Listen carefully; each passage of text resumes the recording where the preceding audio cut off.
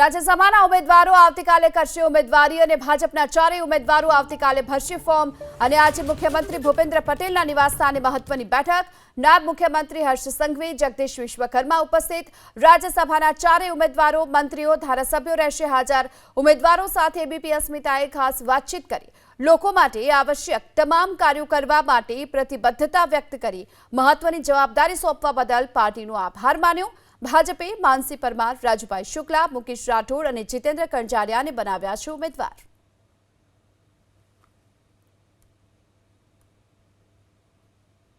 તો રાજ્યસભાના ઉમેદવારો ભાજપ દ્વારા જાહેર કરવામાં આવે છે અને એમાંના એક ઉમેદવાર રાજુભાઈ શુક્લા આપણી વચ્ચે ઉપસ્થિત છે અને આજે મુખ્યમંત્રી નિવાસસ્થાને એક પરિચય બેઠક પણ છે જેમાં ચાર ઉમેદવારો ઉપસ્થિત રહેશે ધારાસભ્યો ઉપસ્થિત રહેશે અને મંત્રીઓ મુખ્યમંત્રી પણ ઉપસ્થિત રહેવાના છે રાજુભાઈ એક તો સૌથી પહેલાં ઉમેદવાર તરીકે પસંદગી મળી છે અભિનંદન અને ખાસ પ્રાથમિકતા કઈ રહેશે ભારતીય જનતા પાર્ટીના શીર્ષ નેતૃત્વ આદરણીય શ્રી નરેન્દ્રભાઈ અને સમગ્ર વિશ્વ જેને એક અલગ ઓળખ છે એવા આપણા બંને નેતાઓ શ્રી નરેન્દ્રભાઈ અને અમિતભાઈનું માર્ગદર્શન ગુજરાતને હંમેશા મળ્યું છે અને એમના માર્ગદર્શન પ્રમાણે નીતિ નિર્ધારણ જે પાર્ટીની હશે એ પ્રમાણે કામ કરવાનું નિભાવીશું રાજુભાઈ પાલિકાના પ્રમુખ પદથી લઈને હવે સંસદમાં જઈ રહ્યા છો કયા પ્રકારની લાગણી અને ખાસ કયા મુદ્દા ઉપર વિશેષ ભાર આપવામાં આવશે મ્યુનિસિપાલિટીથી મેમ્બર ઓફ પાર્લામેન્ટ સુધીની જે સફર રહી છે એમાં એક કર્મઠ કાર્યકર્તા તરીકે કામ કર્યું છે અને પાર્ટીની ગાઈડલાઈન હોય છે અને સમાજમાં છેવાડાના માનવીના સુખની કલ્પના જે વિચારના આધાર ઉપર ભારતીય જનતા પાર્ટી અને જનસંઘની સ્થાપના થઈ હતી એ પ્રમાણે નાનામાં નાનો માણસ કઈ રીતે ખુશ થાય સુખી થાય એ પ્રમાણેની જે સરકારની યોજનાઓ હશે અને સરકારની જે ગાઈડલાઈન હશે એ પ્રમાણે કાર્ય કરીશું રાજુભાઈ છેલ્લો પ્રશ્ન સરકાર અને પક્ષના સંદર્ભમાં તેમની પ્રાથમિકતા છે પણ આપનો એવો કોઈ નિર્ધાર અથવા એવું કોઈ કામ કે જે વિસ્તાર માટે સમાજ માટે રાજ્ય માટે આપ કરવા માગતા હો સાંસદ તરીકે અત્યારે હાલ નિશ્ચિત નથી કે કયા વિસ્તાર માટે કામ કરવાનું છે પણ પાર્ટી જે જવાબદારી સોંપશે જે વિસ્તાર સોંપશે એ વિસ્તારની જે પ્રાથમિકતાઓ હશે મોટાભાગે તો ગુજરાત છેલ્લા 25 વર્ષથી 27 વર્ષથી ભાજપનું શાસન છે ત્યારે જરૂરિયાતો તો ઘણી બધી પૂર્ણ થઈ ગઈ છે પણ નવીન કામો અને જે છેવાડાના માનવીની વધુમાં વધુ સુખાકારી થાય એવા કામોને અગ્રિમતા આપીશું રાજ્યસભાના ઉમેદવાર તરીકે મને એકને જાહેર કર્યો એવું નથી પણ આ સમગ્ર ગુજરાતના મારા જેવા હજારો લાખો યુવાનો માટે એક પ્રેરણા છે કે એક સામાન્ય કાર્યકર્તાને એક સામાન્ય યુવાનને આજે પાર્ટીએ એવડી મોટી જગ્યા ઉપર બેસાડ્યા છે આ માત્ર ને માત્ર ભારતીય જનતા પાર્ટીમાં જ શક્ય છે આ દેશની અન્ય કોઈ પ્રાદેશિક હોય કે રાષ્ટ્રીય પક્ષોમાં ક્યારેય કોઈ શક્ય નથી કેમ કે ભારતીય જનતા પાર્ટી કોઈ વ્યક્તિ કે કોઈ પરિવારની પાર્ટી નથી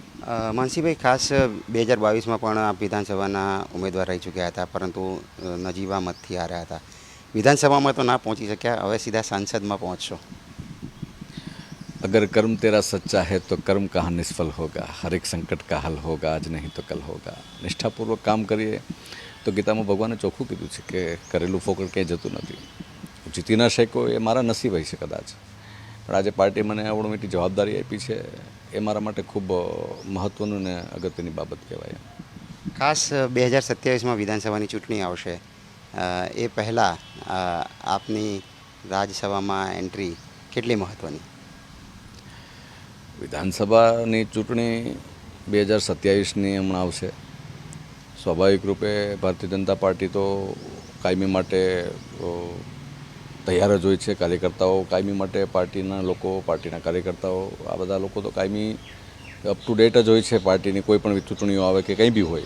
કેમ કે અમારું તો સંગઠનનું કામ જ એ છે રોજબરોજનું જે પાર્ટીને સંગઠન વધારે મજબૂત બનાવવાનું થતું હોય છે જ્યારે 27ની વાત આવે છે તો આના ઉપરથી સ્પષ્ટ આપણે સાબિત કરી શકીએ કે જો મારા જેવા આવા યુવાનોને 4 યુવાનોને આજે પાર્ટી રાજ્યસભાના સાંસદ તરીકે ઉમેદવાર તરીકે જાહેર કર્યા છે તો આવનારા દિવસોમાં ભારતીય જનતા પાર્ટી છે એ ભૂતકાળમાં પણ યુવાનોને પ્રાધાન્ય આપ્યું હતું અને આવનારા દિવસોમાં અત્યારે વર્તમાનમાં પ્રાધાન્ય આપ્યું છે અને આવનારા દિવસોમાં પણ યુવાનોને પ્રાધાન્ય આપે છે અને આપશે છેલ્લો સવાલ કોઈક એવું કામ કે જે રાજ્યસભાના સાંસદ તરીકે આપ કરવા માંગતા હો, એક એજન્ડા, એક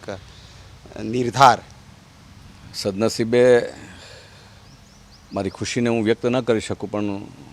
હું નસીબદાર એવો એટલા માટે કહું છું કે આદરણીય પ્રધાનમંત્રી નરેન્દ્રભાઈ મોદી સાહેબની ટીમમાં મને કામ કરવાનું મળશે. ગુજરાતની વિકાસની વાત આખા દેશમાં એક વિકાસ મોડલ તરીકે પ્રસ્થાપિત આદરણીય પ્રધાનમંત્રી મોદી સાહેબે કર્યું છે. 12 વર્ષના એમના મુખ્યમંત્રી કાળમાં સમગ્ર દેશમાં ગુજરાત છે એક વિકાસનું એક રોલ મોડલ બન્યું છે. અને આજે 12 વર્ષ નરેન્દ્રભાઈ મોદી સાહેબના પ્રધાનમંત્રી તરીકેના પૂર્ણ થયા છે 26 દિવસે. તો ગુજરાતને લઈને એવી કોઈ મોટી સમસ્યાઓ નથી કે જ્યાં અમારે કેન્દ્રમાં એવી રજૂઆત કરવી પડે. અને કદાચ એવું હોય તો અમારા વિસ્તારને લઈને કંઈ નાના મોટા કદાચ પ્રશ્નો હોય તો એ સ્વાભાવિક રૂપે અમે રજૂઆત કરશું. બાકી ગુજરાતને લઈને, આખા સમગ્ર ગુજરાતને લઈને કે આખા દેશને લઈને એ તો અમારું શીર્ષ નેતૃત્વ આદરણીય પ્રધાનમંત્રી મોદી સાહેબ છે, અમિતભાઈ છે, આ બધાના ધ્યાનમાં વિષયો છે. અને એમણે જે વિષયો હતા એમનું સારી રીતે સુપેરી રીતે નિરાકરણ પણ કર્યું છે.